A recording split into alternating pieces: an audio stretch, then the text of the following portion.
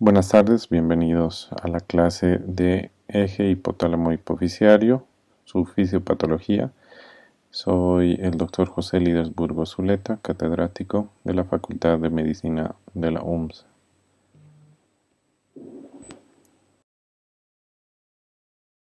Como objetivos de la clase vamos a ver anatomía, fisiología, vamos a hablar de la hipófisis, de su fisiopatología que es el hipopituitarismo, el diagnóstico, el tratamiento y algunos mensajes para la casa.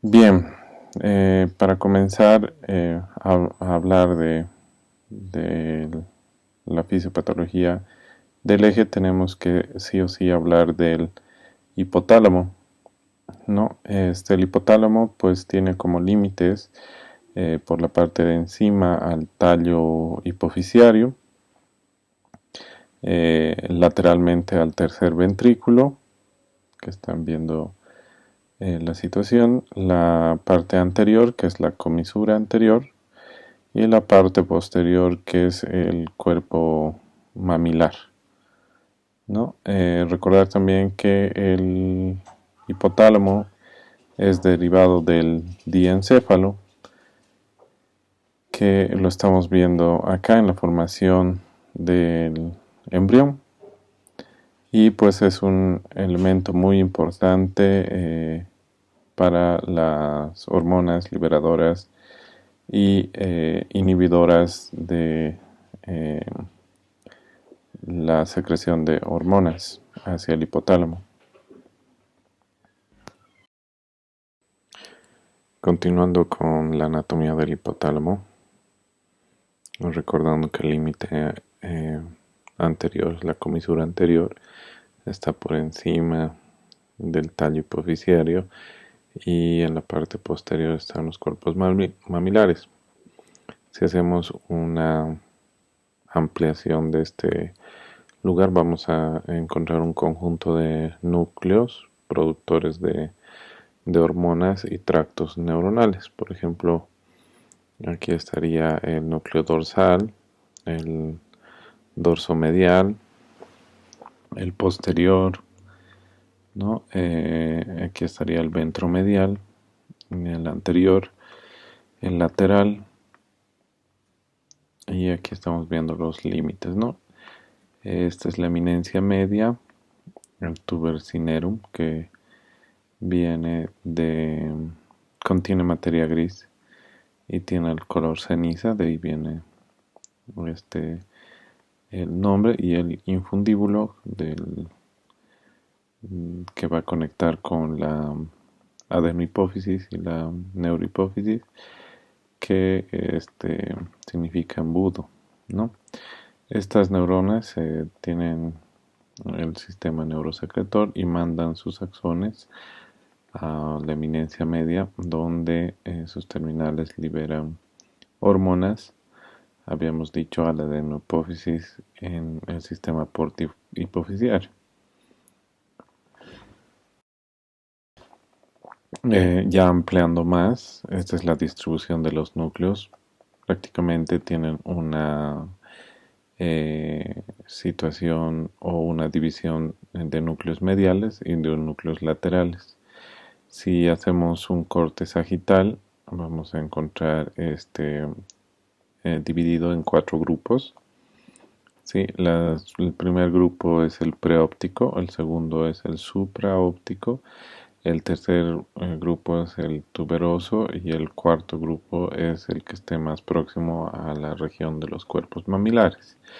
En la región preóptica vamos a encontrar el medial preóptico, en la supraóptica el supraquiasmático, el supraóptico, el paraventricular y el hipotalámico anterior. En la parte tuberosa vamos a encontrar al arcuato, al dorsal y al ventral, y en la parte mamilar al mamilar propiamente dicho y al hipotalámico posterior. En la parte lateral estarán los núcleos laterales del hipotálamo, y así se distribuirán los núcleos en el hipotálamo. Recuerden que la función del hipotálamo está dividido en 3, principalmente el sistema endocrino, que es lo que vamos a ver ahora, el sistema nervioso autónomo y el límbico. Entonces, el sistema límbico, para recordar, va a estar compuesto por todas estas estructuras. Va a tener una subdivisión interlímbica y la parte del fornix, ¿no? Que es todo esto. Bueno, que es otro gran capítulo para poder hablarlo. Y los representantes importantes están la amígdala, el hipocampo y los cuerpos mamilares. También recordar que existe un circuito que se llama el circuito de Papez, que es un circuito extra hipocampal, donde van a estar involucrados el cíngulo, el núcleo talámico anterior, el fornix, mediante fascículos mamilotalámicos, la amígdala, el núcleo mamilar y esos van a conformar el circuito extra hipotalámico. Algunas enfermedades como déficit por el síndrome de Wernicke-Korsakoff van a presentar como dato inicial la confabulación. También recordar que los centros de saciedad y hambre están igualmente mediados en el hipotálamo, principalmente por el núcleo arcuato, donde será mediante saciedad o hambre los que van a regular, incrementando, digamos, o teniendo un feedback positivo con el estómago mediante la grelina para incrementar el hambre, ¿no? Y mediante la insulina incrementar la saciedad, ¿no? La leptina también está aquí involucrada y bueno, igual es otro gran tema que se puede tratar aparte. También recordar que el hipotálamo tiene el ritmo circadiano de vigilia y sueño en su control, donde la luz a través de los tractos retino-hipotalámicos van a reaccionar hacia el aumento, la disminución de melatonina y que se estimula más en la noche en la glándula pineal y cualquier alteración en el núcleo supraquiasmático pues puede producir la disminución del sueño dando insomnio, ¿no? El núcleo supraquiasmático está aquí y la conexión con el ganglio cervical superior, otro tema también que se puede hablar en otro capítulo. Y habíamos hablado que el hipotálamo está en conexión con el sistema nervioso autónomo.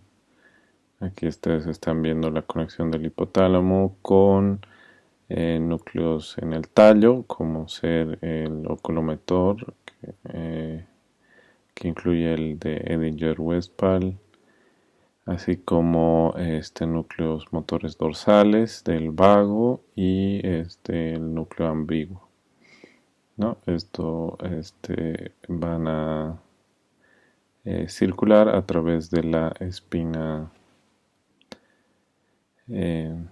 por la médula, ¿no? Y bueno, ahora vamos a hablar de la anatomía de la hipófisis. Recuerden que la hipófisis significa del griego hipo debajo y fisis crecer. Y el nombre de pituitaria viene de la creencia de Aristóteles hacia un moco nasal que venía del cerebro, llamado a este moco nasal pituita algo que se denominaba pituitaria. También recordar que este tiene un sistema porta que ya habíamos visto en clases anteriores. Otro lugar donde hay este sistema es en el hígado y otro en el riñón. Recordaron que porta significa puerta y significa el riego a través de dos terminales capilares. Bien, esta hipófisis se va a citar en la silla turca, que depende del hueso esfenoidal. En la parte superior va a limitar con el diafragma celar, que algunas veces puede protruir y hacer un cele, ¿no? Lateralmente estarán los cuerpos cavernosos por donde pasa el sifón carotídeo que están viendo acá y los pares craneales tercero o motor ocular común y el cuarto que es el troclear y las ramas oftálmica y maxilar del quinto par que es el trigémino, así como el motor ocular externo. En la parte anterior y superior pues va a estar el tallo y más arriba el quiasma óptico y encima de el hipotálamo que se expande las paredes laterales al tercer ventrículo. Entonces a todo este sector, los que esté por encima del diafragma, vamos a llamarle supracelar porque ya no están incluidos en la silla. Ok, el hipotálamo y la hipófisis van a ser una unidad funcional porque van a producir hormonas adaptadas a las necesidades del organismo. También el origen de su respuesta va a ser por información exterior a través del sistema nervioso y del interior a través de la circulación sanguínea, ¿no? Según los feedbacks. También recordar que la sangre arterial no llega directamente a la adenohipófisis, sino que son ramas de la carótida interna que van a llegar primero a la eminencia media. Recoge hormonas producidas del hipotálamo en el sistema neurohipofisiario y transporta junto a otras hormonas y sustancias periféricas recién hasta la hipófisis anterior. La hipófisis posterior en conjunto al hipotálamo van a recibir irrigación directa de la carótida interna, de ramas de la carótida interna. La adenohipófisis solo recibe sangre de arterias que previamente han pasado por la eminencia media o la neurohipófisis a través del sistema porta hipofisiario largo y corto respectivamente. El retorno venoso ya se hará a través de ambos lóbulos hipofisiarios, se hace a través del seno cavernoso.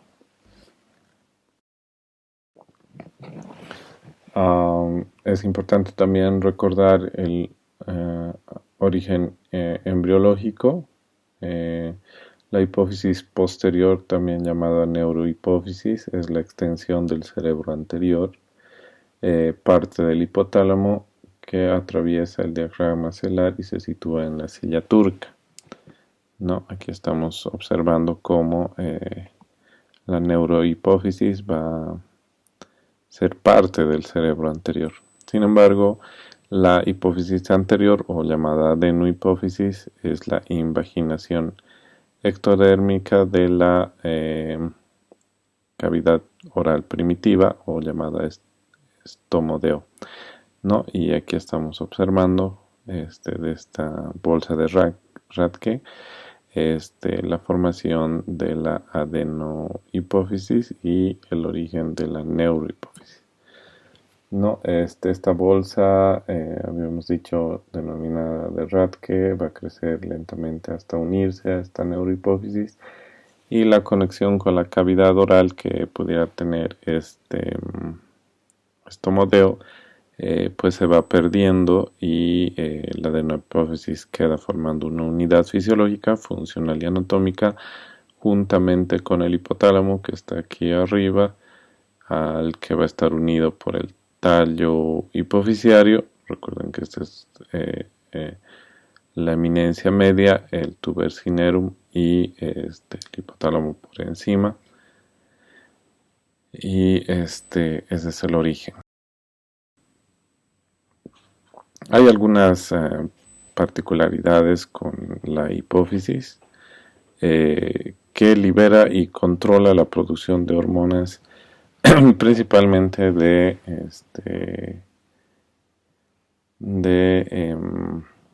glándulas como es la tiroides, la glándula adrenal y las gónadas, ¿no? Y tiene células endocrinas. También mantiene del requerimiento del cuerpo el balance hidroelectrolítico, la temperatura y las funciones metabólicas, ¿no? También es importante que en esta fosa ósea no puede crecer sin comprimir otras estructuras. Habíamos visto que el sifón carotídeo y los senos cavernosos están hacia los lados y va a comunicarse con el resto del organismo, corrigiendo la producción de las hormonas en respuesta a cambios del medio interno y externo, que sería otra particularidad. Por lo tanto, hay dos formas de que tenga patología la glándula. Una que sea por disfunción de las hormonas, o de una o de varias, asociadas o no a alteración de la estructura misma.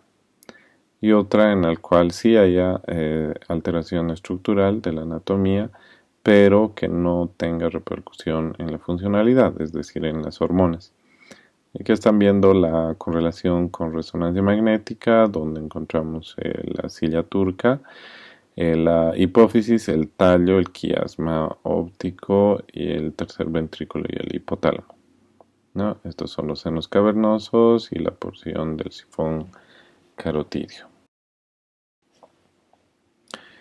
Y bueno, van a existir tipos celulares, ya hablando de la histología, aquellas que son somatotropas, es decir, que van a tener alimentación hacia el crecimiento, está pues la hormona del crecimiento y el lactógeno placentar, que equivalen al 50% de las hormonas, ¿no?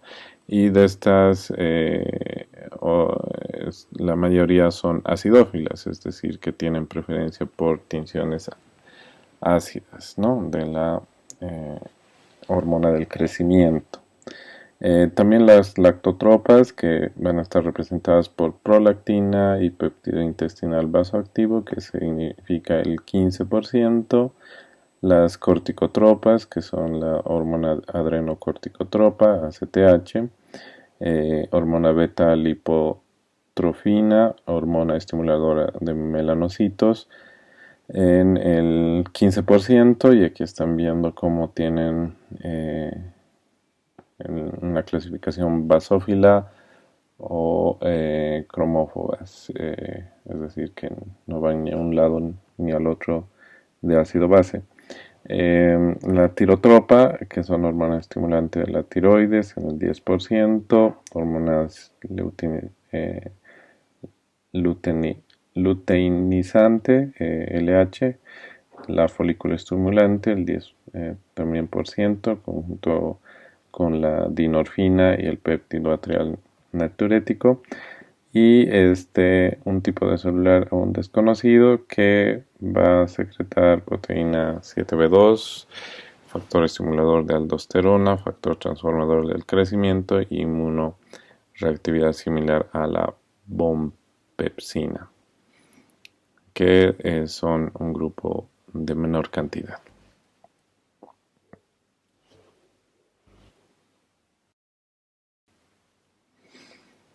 Bien, entonces diríamos que en la parte hipotalámica tendríamos 7 hormonas principalmente.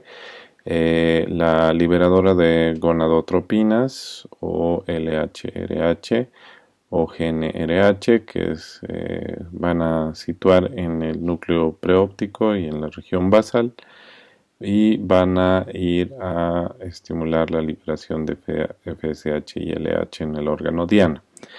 La hormona liberadora de hormona del crecimiento, que tiene origen en el núcleo arcuato y va a liberar o estimular la formación de hormona del crecimiento.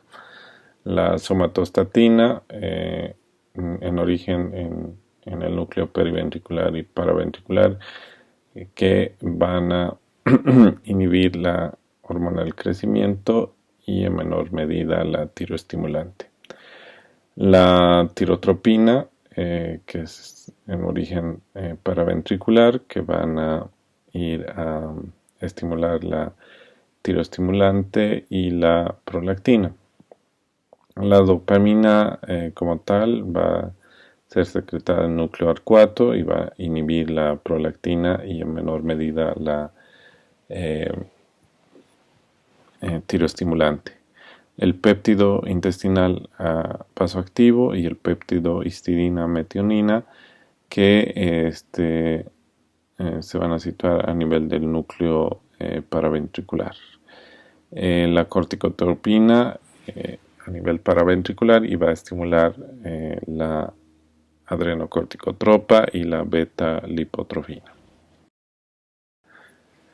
Ya en la adenohipófisis son 6 principales: la hormona adrenocorticotropa, la tiroestimulante, la hormona luteinizante, la hormona folículo estimulante, la hormona del crecimiento y la prolactina, y una séptima hormona que habíamos dicho más arriba, la beta-lipotropina, que se sintetiza junto a las ACTH en las células corticotropas como parte de una molécula precursora llamada propiomelaanocortina o la POMC.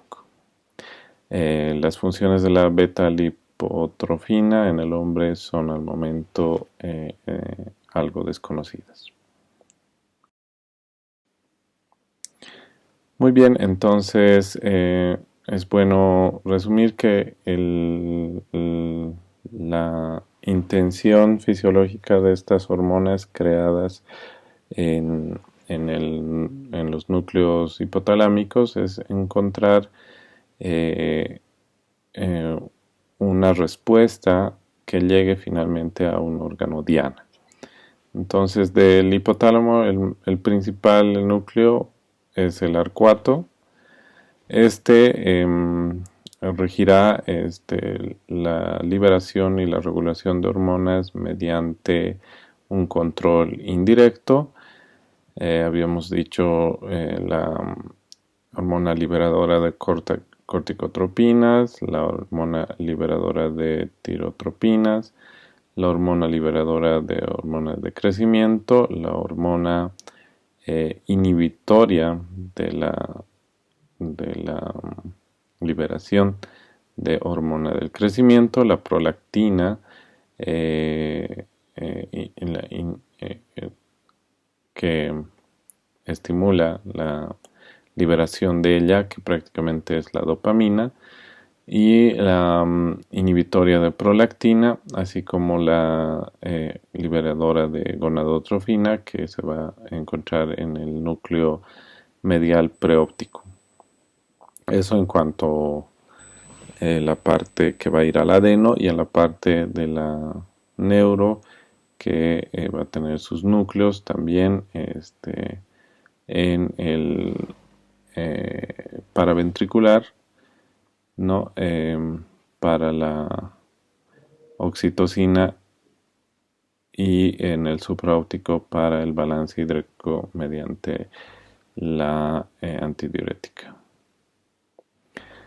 Y estas hormonas liberadoras inhibitorias van a ir directamente a la parte del sistema portohipofisiario para la liberación de estas hormonas, que vamos a hablar de la adrenocorticotropa, cuyo órgano diana es la glándula adrenal, que está en la parte superior del riñón. y la liberación de glucocorticoides, hormonas esteroideas, ¿no? Eh, Luego la tiroestimulante, cuyo órgano diana va a ser la tiroides para la liberación de hormonas tiroideas, la hormona del crecimiento que va a ir al hígado para la formación de somatomedinas y estimular el crecimiento óseo, músculo y de otros tejidos. La prolactina, cuyo órgano diana directo es el músculo liso de la mama. La FSH, diferenciando entre hombre y mujer, pues irá a los testículos, donde eh, dependerá de la inhibina y de la testosterona. Y la FSH irá también hacia el ovario para el aumento o disminución de progesterona, estrógeno y la inhibina. Y lo propio, la LH va a actuar en ambos para, sobre todo en el ciclo ovulatorio en las mujeres. La melanoestimulante irá a los melanocitos y aún todavía tiene un significado en la salud de los adultos todavía no muy claro. Y en la parte de la neurohipófisis, habíamos dicho provenientes del supraóptico y del paraventricular, será la ADH para los riñones para aumentar la reabsorción de agua e incrementar el volumen y la presión sanguínea.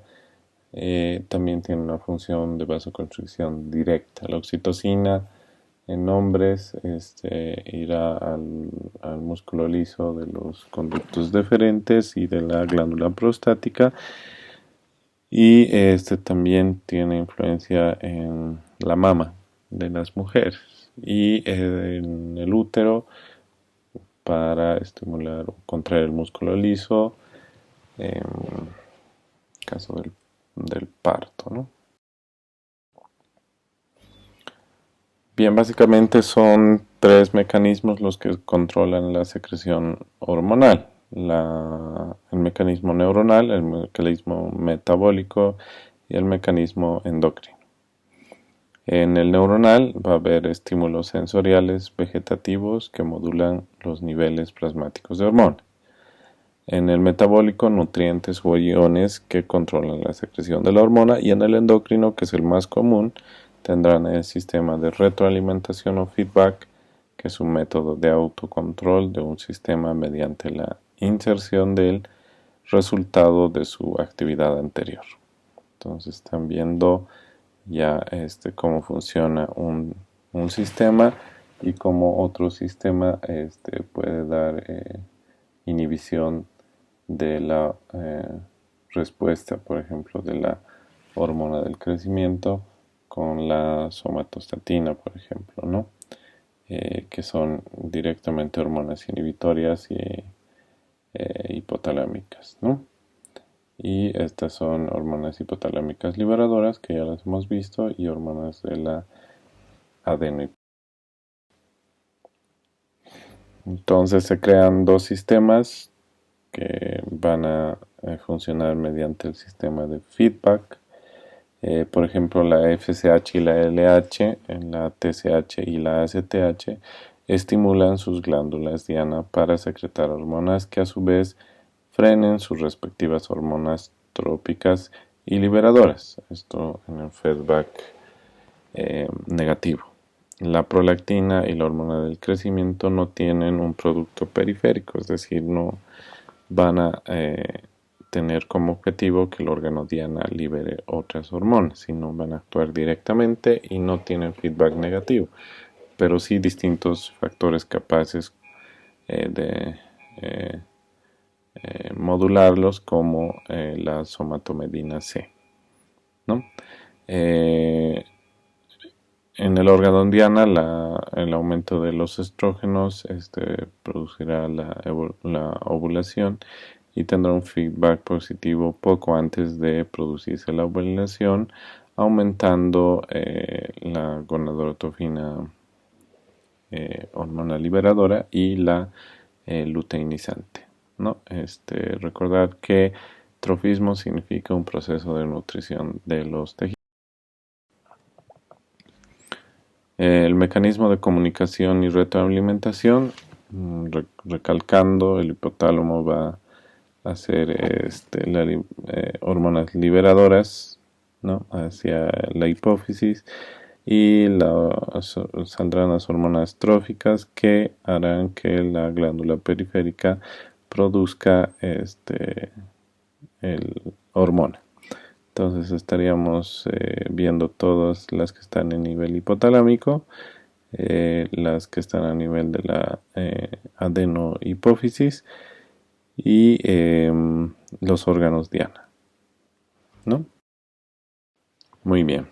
Entonces, hablando de la fisiopatología, tiene que haber una disminución total o parcial de la secreción de la hipófisis anterior para que exista una alteración en la función del resto del organismo.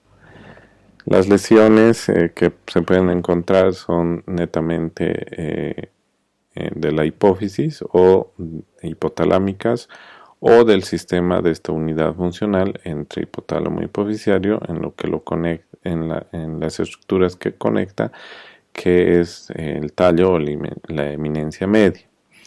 Aproximadamente el 75% de la glándula tiene que estar afectada para que se produzcan síntomas y se produzca un fallo secundario de órganos y tejido periférico. Esta disminución de las hormonas en plasma, tanto de hormonas hipofisiales como las periféricas, se va a manifestar. Entonces, en el eje hipotálamo hipoficiario y órgano diana, prácticamente va a estar cortado si es que la adeno o la neurohipófisis está sin función, y los mecanismos de retroalimentación serán ultra cortos, cortos, ultra largos o sobre todo está cortado, el que es largo, ¿no? Y esta lesión está en los núcleos, por ejemplo, o en el sistema porto-hipotalámico hipofisiario. Eso se denomina como un fallo terciario, que quienes van a pagarlo son los órganos diana. Excepto la prolactina, habíamos dicho que al dejar de estar bajo el control inhibitorio del hipotálamo, la dopamina aumenta sus niveles en plasma. El fallo a nivel central, hipopituitarismo, se diferencia del fallo primario de los órganos de tejido periférico, en que en este último las hormonas hipofisiales, al no estar bajo el efecto inhibitorio de las hormonas periféricas, se eleva. Bien, una de las principales causas para una hipofunción o hipopituitarismo es la presencia de un tumor. En este caso vamos a hablar del microadenoma de hipófisis, que está clasificado cuando este mide menos de 10 milímetros. Los tumores hipofisiarios benignos suponen el 50% de las causas de hipopituitarismo, y no todos los tumores causan hipopituitarismo. Ok, estamos viendo la correlación de la región celular, una adenohipófisis que presenta una imagen nodular de aproximadamente 3 milímetros hacia la parte central con tendencia a la región derecha, que tiene esta forma y se manifiesta después de varias fases de la administración del medio de contraste. Se llama imágenes multifacéticas, que pueden hacer un cine para poder observar dónde hay hipocaptación o hipointensidad. Cuando ya hablamos de macroadenoma, estamos diciendo de un tumor de más de 1 centímetro que vaya por fuera de la silla turca y comprima estructuras vecinas.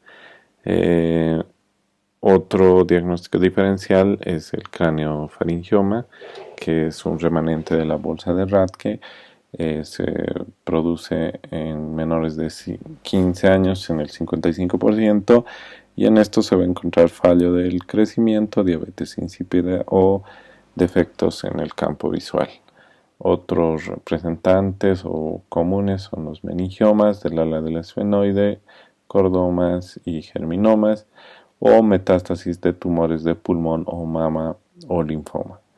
Excepcionalmente se produce por traumatismo craneal, o vamos a ver un problema acá por traumatismo, donde se produzca una insuficiencia pituitaria al lesionar el tallo hipoficiario.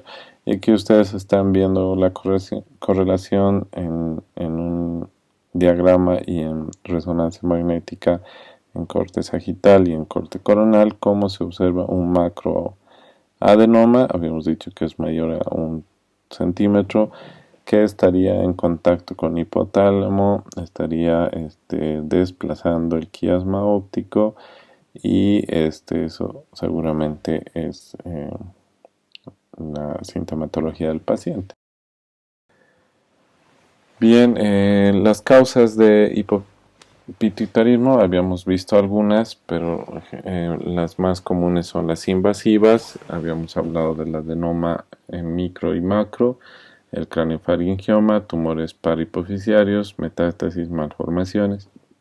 Dentro de los vasculares, el infarto, necrosis postparto, cada vez menos, sobre todo en países desarrollados, donde un sangrado profuso causaría un infarto y manifestaría la dificultad de producir prolactina y por lo tanto leche. Las vasculopatías en pacientes con diabetes mellitus, traumatismos, habíamos dicho no tan común, apoplegias hipoficiarias, lesiones infiltrativas como la sarcoidosis, hemocromatosis, histocitosis, hipofisitis linfocitaria, traumáticos, sea iatrogéneo por una cirugía o radioterapia, infecciones como la tuberculosis, sífilis, micosis, congénitos que son esporádicos, en lesiones de línea media, septo-óptico displasias y familiares, y en el tema genético con la síntesis anómala de hormonas como es el síndrome de Kallmann, sobre todo en la hormona del crecimiento y liberadora de hormona del crecimiento, así como la FSH y la LH. Cuanto al desarrollo hipofisiario anormal en la neurohipófisis ectópica. Y bueno, la clínica, cuando exista una disminución de las hormonas, va a depender de la rapidez con la que éstas empiecen a alterarse o a disminuir, ¿no? Entonces puede llegar a ser un trastorno grave, un proceso expansivo, destructivo, que llegue al coma y a la muerte. El hipopituitarismo progresivo, las deficiencias hormonales se pueden presentar en este orden, que es relativamente característico, en el cual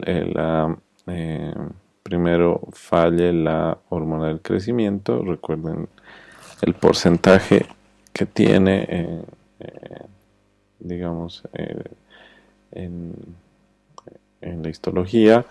Posteriormente estará la hormona luteinizante en ese orden, y seguiría la FSH, como ustedes están viendo en este orden. Las disminuciones de prolactina son bien raras, pero se pueden dar en el síndrome de Sheehan. La diferencia de ADH es extremadamente rara en pacientes con tumores, traumatismo, hipofisitis y otros procesos sí se puede ver. Entonces están viendo en el diagrama cómo va existiendo un déficit progresivo comenzando con la hormona del crecimiento.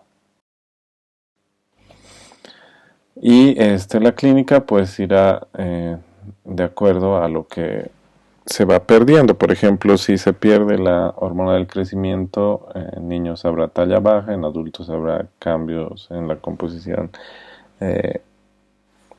corporal, ¿no?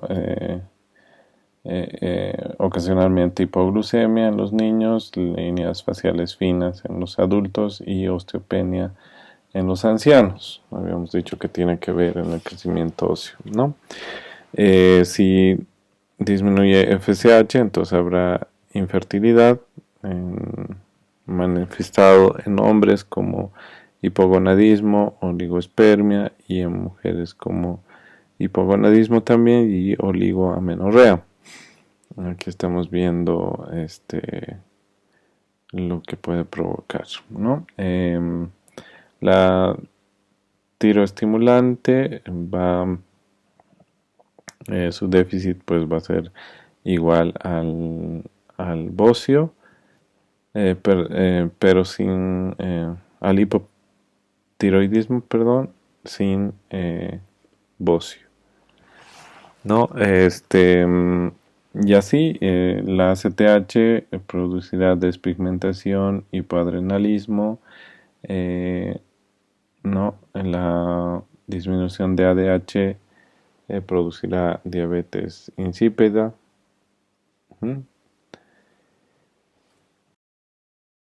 Muy bien, viendo todavía parte de la clínica, ustedes están viendo hipogonadismo hipogonadotrófico versus hipogonadismo hipergonadotrófico, en el cual se observa mayor gonadotrofinas, ¿no? Por ejemplo, aquí en el hipogonadotrófico será menor a 5 unidades internacionales de FSH y acá será mayor a 20 unidades de FSH como un ejemplo, ¿no? En hay ausencia de gonadotrofinas y en hay incapacidad ovárica para responder a estas gonadotrofinas. Niveles muy bajos de FSH, LH y estrógenos, niveles altos de FSH, LH y disminución de los estrógenos. Una anormalidad congénita se denomina el síndrome de Kallmann, donde hay deficiencia de gonadotrofina relajante y en la adenohipófisis, ¿no? Y el hipogonadismo hipertrófico puede haber disgenesia gonadal, síndrome de Turner con 45X y agenesia mulleriana. También existe retraso constitucional, que es lo más común. Es necesario hacer un TAC y una RM para ver si hay algún problema tumoral en el área hipotálamo hipoficiario también, debido a la probabilidad de que sea un craniofaringioma. Habíamos dicho que es común en menores de 15, más de la mitad. En las digenesias gonadales habíamos hablado de síndrome de Turner y se indica la obtención de cariotipo para descartar la presencia de un cromosoma Y. Y bueno, hablando de la apoplejía, es una insuficiencia hipoficiaria aguda que presenta infarto hemorrágico de la hipófisis, existe insuficiencia hormonal total o parcial, es más común que falle la ACTH y se acompaña con síntomas asociados a la ocupación de espacio. Es una emergencia médica que se debe tratar rápidamente con líquidos, electrolitos y corticoides intravenosos en bolo a altas dosis, así como descompresión quirúrgica. La hipofisectomía produce una disminución aguda de hormonas ACTH y cortisol, ya que los esteroides son hormonas que carecen de reserva biológica. Y otros efectos que pueda tener, por ejemplo, en las causas de tumores, pueden ser que afecte el diafragma celular, produciendo cefalea, comprima el acueducto de Silvio, provocando hidrocefalia, comprima el quiasma o el nervio óptico, que tenga defectos en campo visual, sobre todo del tipo temporal, que afecta el hipotálamo en la disturbios de conciencia, sed, ingesta o temperatura, la expansión lateral hacia los senos cavernosos, como estamos viendo acá, irritación de paredes craneales con oftalmoplegia, que se expanda hacia el lóbulo temporal, produciendo epilepsia, hacia la parte inferior con la destrucción del seno, con la fístula del líquido cefalorraquídeo, la expansión hacia la parte anterior, frontal anterior, con alteración de la personalidad, y la apoplejía hipofisiaria, que es la compresión en todas las direcciones. Y aquí ustedes están viendo un macroadenoma gigante que ocupa incluso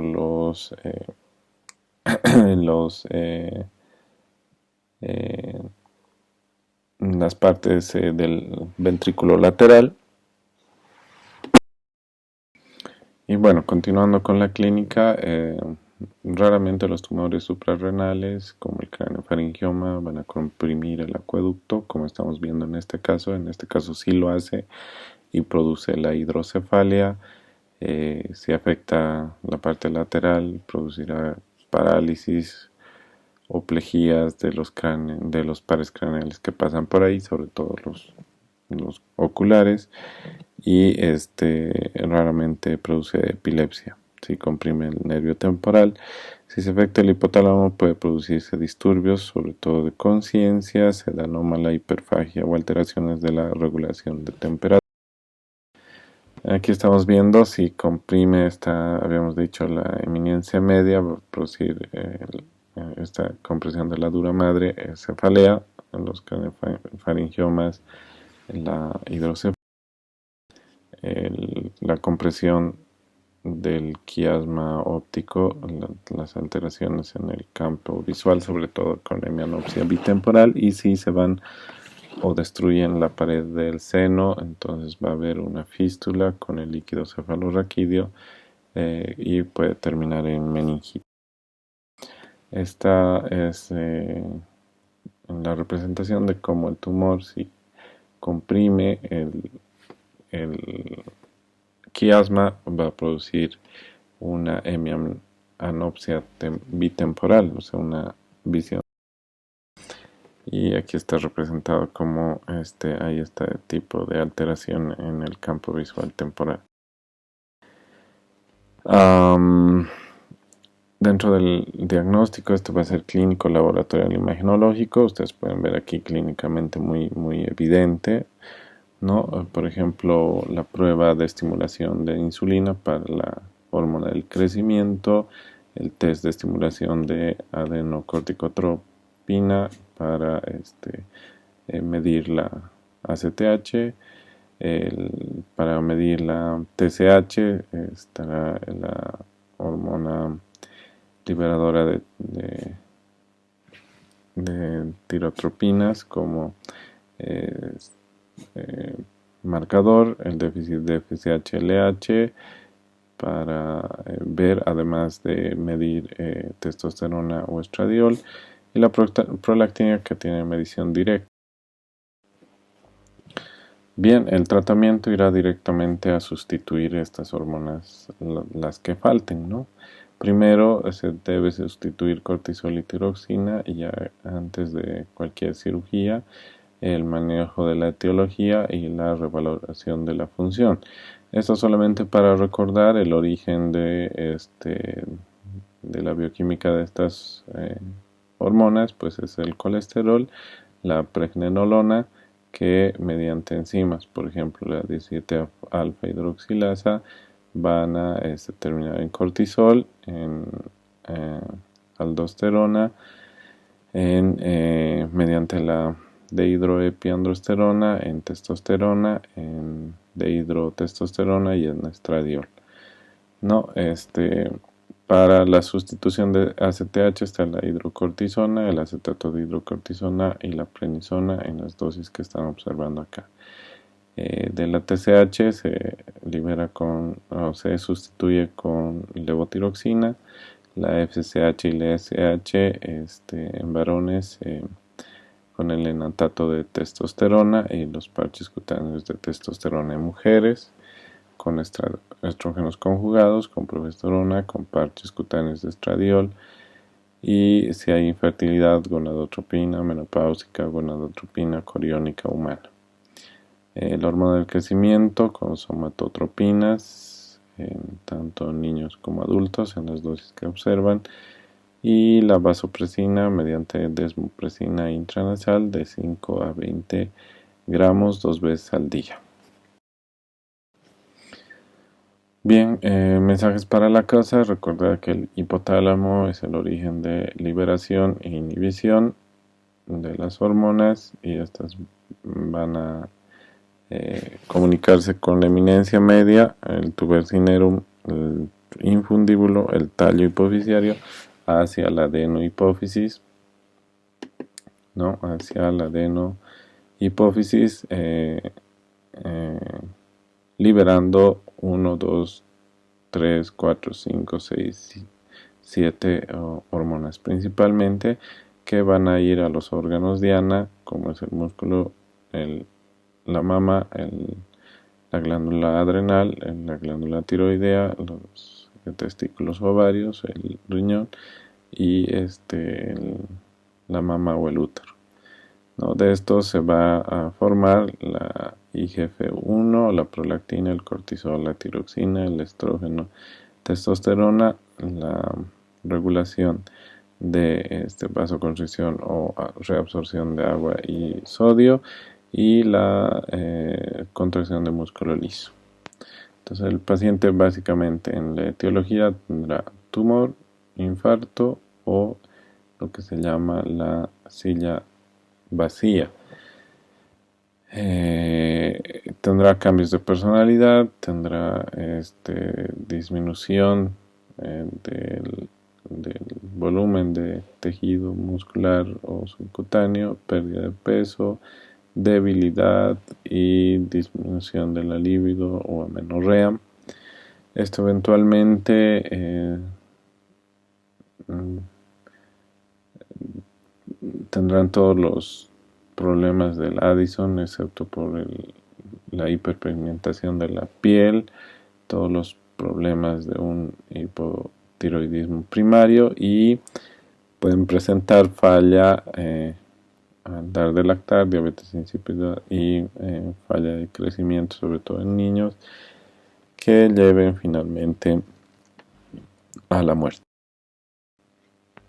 Y bien, eso sería todo. Muchas gracias. Recuerden que el objetivo de todos estos ejes es llegar a la meta.